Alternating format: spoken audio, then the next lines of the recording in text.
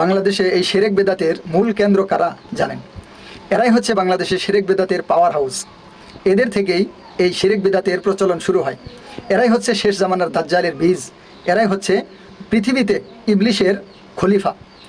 তো দেখেন, সপ্তাহে সপ্তাহে যেতে হবে আল্লাহর ওলির মাজারে, মানে এই যে সমস্ত মাজার যেগুলো আছে এগুলাতে সপ্তাহে সপ্তাহে যেতে হবে।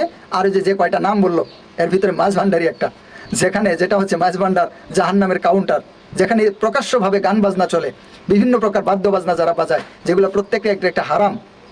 এই হারাম বাদ্য বাজনা এবং কুফরি সমস্ত আকিদা বিশ্বাস, কেন চিনলি না রে মন, গাউসুল আজম মাঝ ভান্ডারি মৌলানা কেমন, আকাশ ও বাতাস আর দেব দেবতা তাবেদার, যাহারও হুকুমে চলে এই ত্রিভুবন, কেন চিনলি না রে মন, গাউসুল আজম মাঝ ভান্ডারি মৌলানা কেমন, নাউজুবিল্লাহি মিন যালিক।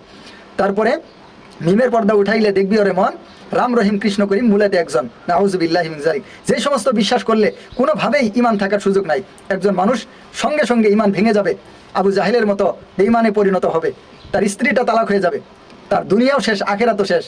এই মাঝ ভান্ডার, এই জাহান্নামের কাউন্টারে এই ধরনের গান, ওদের মূল আকিদাই হচ্ছে পীর এবং আমাদের কলিজার টুকরা নবী এবং আল্লাহ এক, মানে ওদের পীরই মুর্শিদ, ওদের পীরই এখন রসুল এবং ওদের পীরই হচ্ছে আল্লাহ। এটা যাদের আকিদা, এটা যাদের মূল মানে থিম, এটাই যাদের মূল তরিকতের মূল উদ্দেশ্য।